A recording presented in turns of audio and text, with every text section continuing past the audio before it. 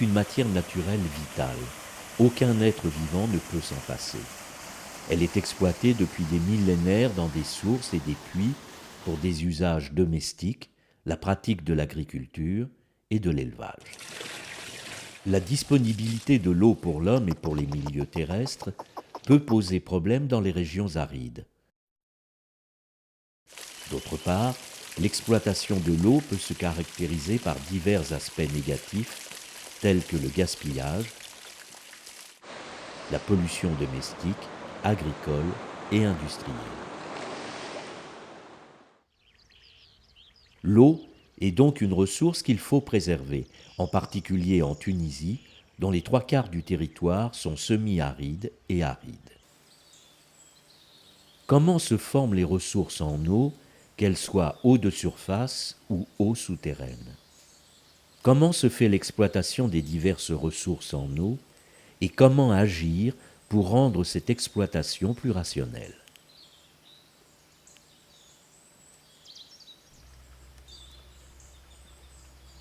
Il importe d'abord de connaître le cycle de l'eau dans la nature. Le cycle de l'eau. L'eau est une ressource renouvelable, mais elle peut s'épuiser un certain temps avant de se renouveler. À l'échelle de la planète, elle est constamment renouvelée grâce au cycle de l'eau.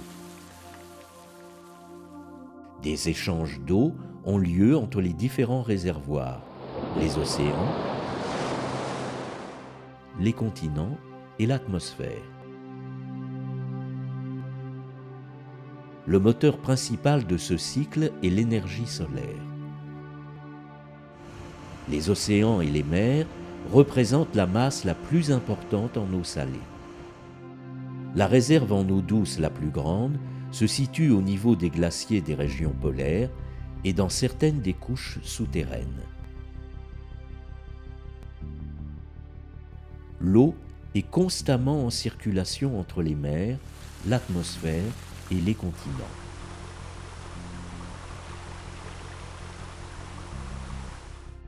En effet, sous l'action des rayons solaires, l'atmosphère s'enrichit en vapeur d'eau provenant surtout de l'évaporation de l'eau marine et continentale et de la transpiration des plantes. La vapeur qui s'élève dans l'atmosphère se condense en nuages. Ceux-ci sont à l'origine des précipitations, sous forme de pluie ou de neige, dont une partie atteint les mers et les océans, et l'autre les continents. Les eaux de pluie qui tombent sur le continent se répartissent en 3 parties. Une partie s'évapore et entre dans un nouveau cycle de l'eau. Une partie s'infiltre dans le sol et alimente les nappes souterraines. La dernière partie ruisselle et rejoint les cours d'eau ou se déverse dans les lacs et la mer. Répartition des ressources en eau en Tunisie.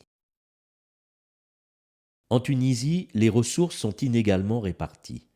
Les eaux de surface sont essentiellement localisées dans le nord et mobilisées dans les lacs collinaires et les barrages.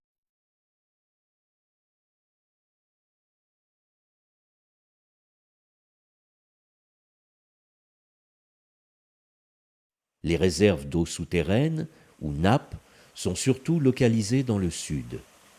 Les plus importantes sont les nappes profondes et fossiles, c'est-à-dire non renouvelables.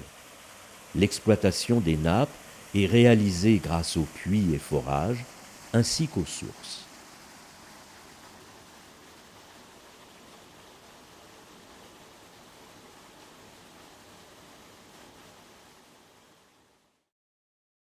Les eaux de surface.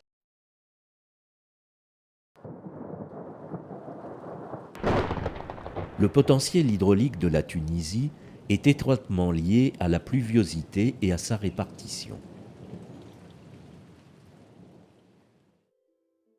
Les pluies sont irrégulières et la pluviosité diminue du nord au sud. C'est pourquoi les cours d'eau sont plus importants au nord, ce qui explique que les grands barrages ont été construits dans cette région. Les cours d'eau. Les eaux de pluie ruissellent à la surface du sol et alimentent les cours d'eau. En Tunisie, le régime hydrologique de ces cours d'eau est en relation avec la pluviosité et les reliefs. On peut distinguer 3 types d'écoulements. Un écoulement exoréique, lorsque l'eau d'un cours d'eau, par exemple la Medjerda, se jette à la mer. Un écoulement endoréique, lorsque l'eau n'arrive pas à la mer. Elle sera retenue dans les dépressions continentales, lacs, lagunes, sebkha.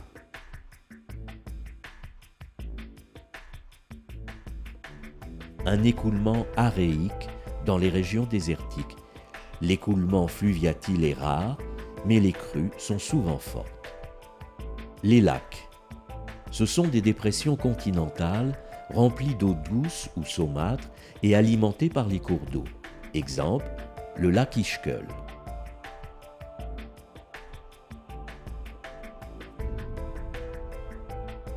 Les sebkha et les chottes.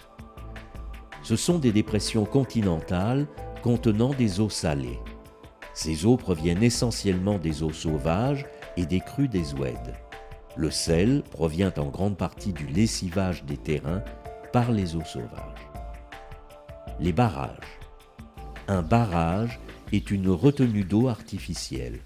C'est un moyen utilisé pour couper un cours d'eau de façon temporaire ou permanente et l'empêcher de se déverser dans un lac, une sebkha ou la mer. La construction d'un barrage limite les risques d'inondation résultant des crues des oueds. Exemple, le barrage de Sidi Salem protège les villes de Testour et d'Omjez-el-Bab. L'eau des barrages est utilisée pour la boisson et l'irrigation des cultures. Les réserves d'eau souterraines ou nappes aquifères. La partie des eaux de pluie qui s'infiltrent dans le sol pénètre dans des roches perméables, sable, calcaire fissuré, circule à travers ces roches et les imprègne. Lorsque l'eau rencontre une couche imperméable, comme l'argile, elle s'arrête. Le terrain perméable, gorgé d'eau, situé juste au-dessus de la couche imperméable, est une nappe aquifère.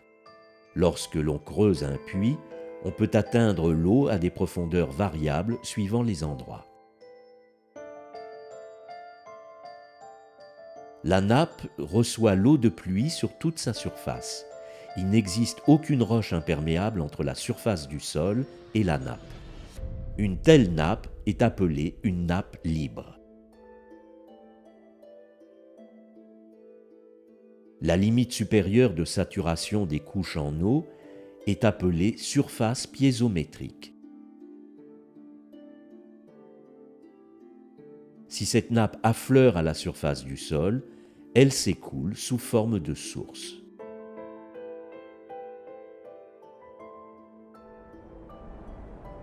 Dans le sud tunisien, par exemple, les nappes sont généralement profondes. Lorsqu'on creuse un puits, il arrive que l'eau jaillisse à la surface du sol. C'est un puits artésien.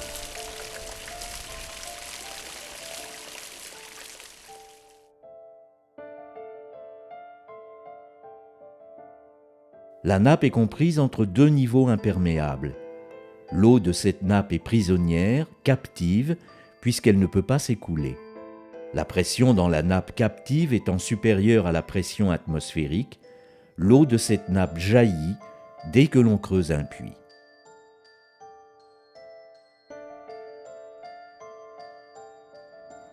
Dans le sud tunisien, les nappes profondes sont importantes. Nappe de la Gefara, elle est située le long de la côte. Nappe du continental intercalaire. C'est une nappe profonde, artésienne. Elle s'étend sur environ 600 000 km² dans le Sahara tunisien, algérien et libyen. C'est une réserve gigantesque d'eau fossile formée au début du Quaternaire, alors que les conditions climatiques au Sahara étaient plus humides qu'aujourd'hui. Cet immense réservoir est formé de grès perméables. La nappe est exploité par forage.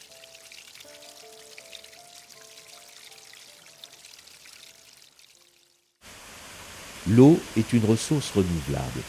Elle n'est toutefois pas inépuisable, car son renouvellement est lent.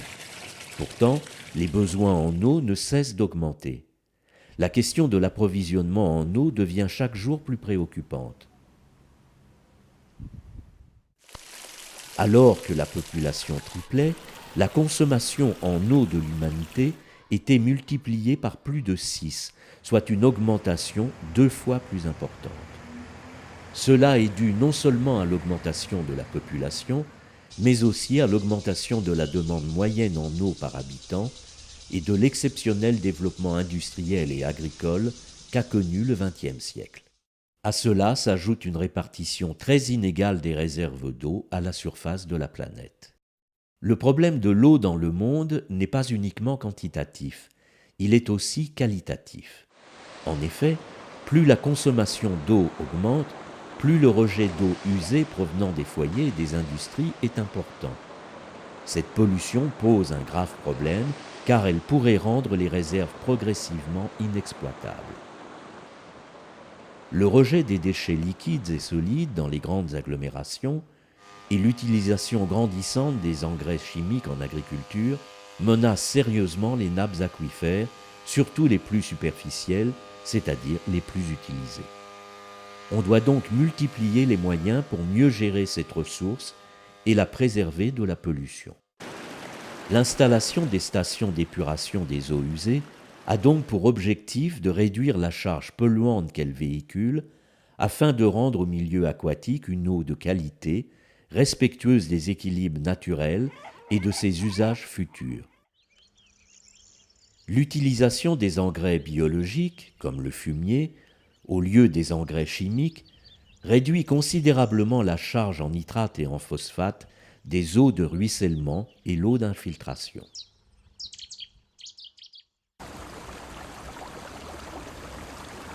Le contrôle et les études d'impact sur l'environnement des industries polluantes permettent de mieux gérer le problème de la pollution industrielle des ressources en eau.